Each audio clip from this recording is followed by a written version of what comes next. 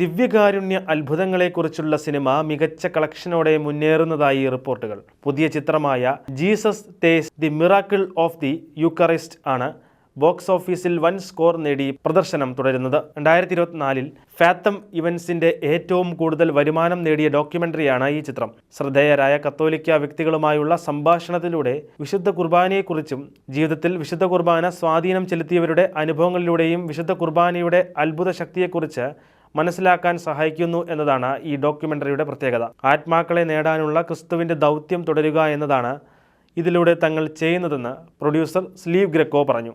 ഈ സിനിമയുടെ ശക്തി അനുഭവിച്ചവരോട് ദിവ്യകാരുണ്യത്തിൻ്റെ സുവിശേഷകരാകാൻ അദ്ദേഹം ആഹ്വാനം ചെയ്തു.